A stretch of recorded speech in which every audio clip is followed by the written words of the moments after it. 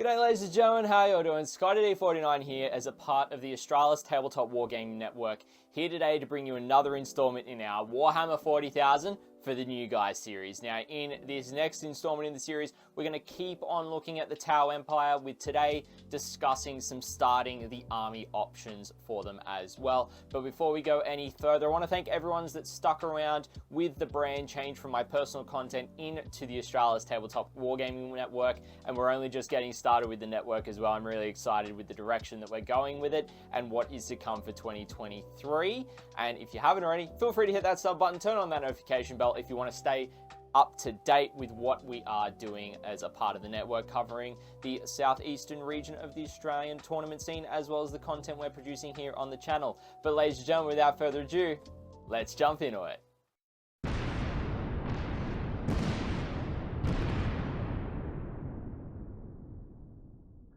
Alrighty, so the Tau Empire have got a large variety of different kits that you can actually pick up to start collecting the Tau Empire as an army, and it can be quite tricky to figure out where to start, particularly if you are jumping into 40k for the first time. So in this video, I'll be discussing 3 different ways that you can get started with a Tau Empire army, which are all under $250 Australian. So that means any monetary value we mention in this video is going to be in Australian dollars, so make sure that you compare that to your local currencies in terms of a rough estimate as to what it's going to be under for your local region.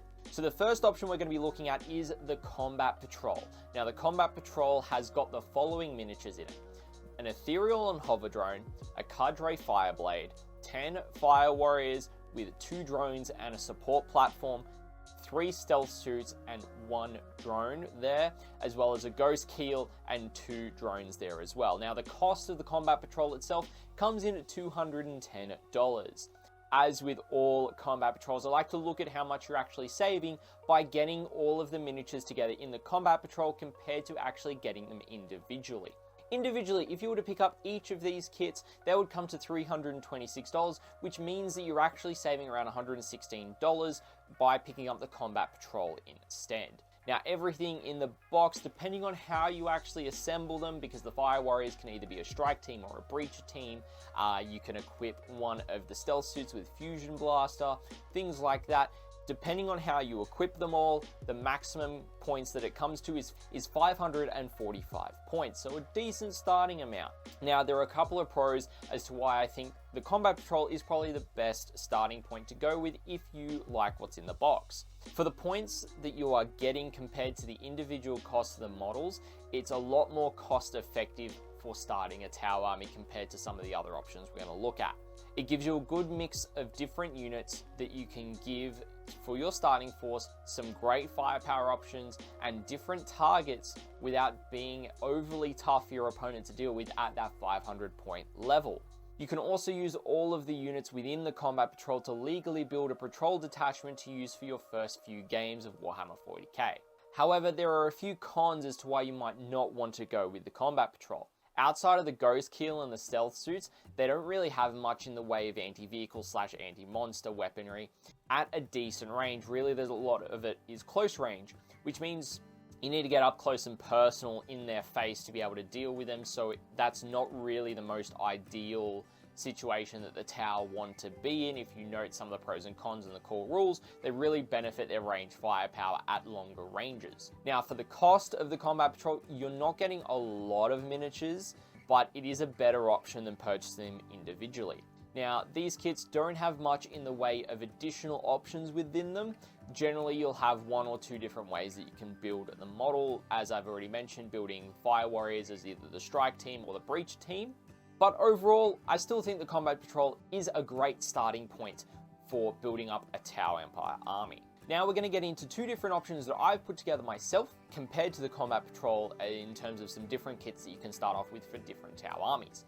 So the first, instead of option 1, we're going to be looking at, once again, come up with a grouping of kits of 4 different box sets, which are the following for this option. You've got a Cadre Fireblade, 10 Fire Warriors with 2 drones and 1 support platform, 10 Pathfinders that also include 3 drones, and a Hammerhead gunship. Now the cost of these kits is $25 for the Cadre Fireblade, $85 for the 10 Fire Warriors with the drone and support platform, $53 for the 10 Pathfinders and drones, and then $85 for the Hammerhead gunship, coming to a total of $248. Now, everything between these 4 kits can come to a maximum total of 475 points to make use of, so it is quite below the Combat Patrol's amount in terms of points and monetary value, and I will note that. This option has got several pros for wanting to go with it. This option does give you some more infantry to make use of in your games as opposed to larger battle suits like the Ghost Kill or the Stealth suits. You actually get the Pathfinders instead. The Pathfinders have got a different array of weapons you can take, such as ion cannons or rail cannons on them, as well as being able to make use of marker lights, which we did cover in the core rules video for the Tau Empire as well.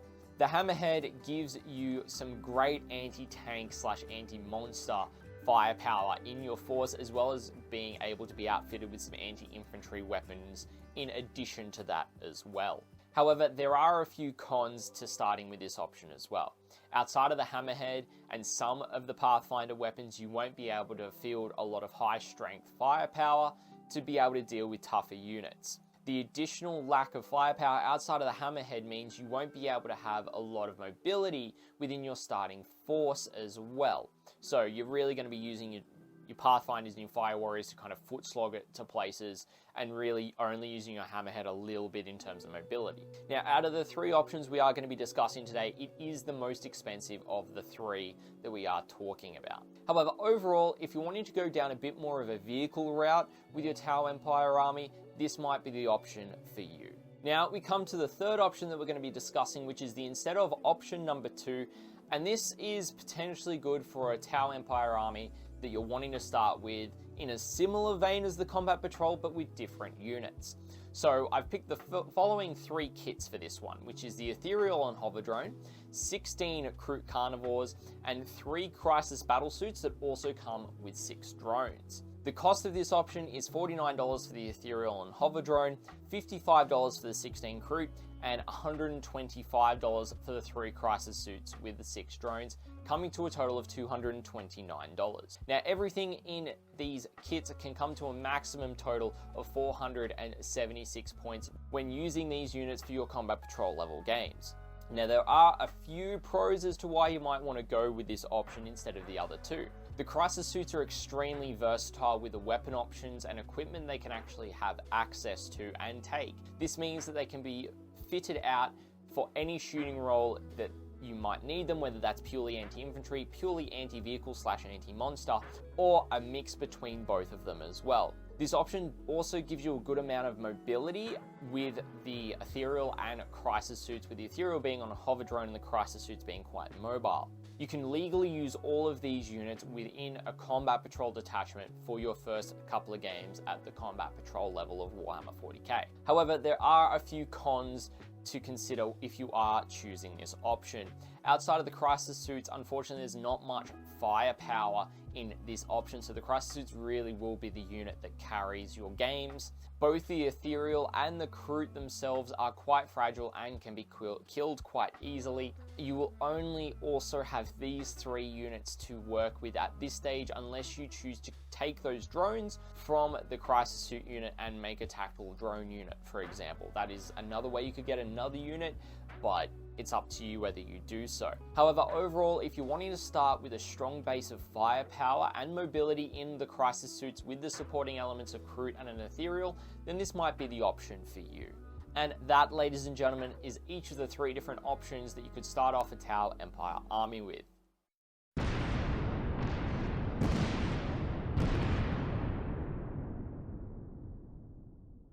Alrighty, ladies and gentlemen, well, I hope you did enjoy this next installment in the Tau Empire part of the For the New Guys series. I hope it did inform some different options that you can go down regarding the ways you can start up a Tau Empire army for yourselves if you're wanting to start them as an army. But ladies and gentlemen, if you do have any other thoughts or any suggestions or different options as well, feel free to let me know down in the comments section below. If you enjoyed the video, make sure to hit the like, and if you haven't already, hit that subscribe button, turn on the notification bell so you're able to be aware of what we are releasing here on the network throughout the coming months and years to come. Now, if you did want to join us when we are live, doing live hobby streams, we're doing tournament previews and live tournament coverage from the Australian Southeastern tournament scene, then feel free to jump over to our Twitch channel and drop us a follow there so you'll be notified when we will be starting up the stream and whichever content we'll be bringing you for that streaming session. But ladies and gentlemen, thank you so much for your time. Hope you enjoyed the video,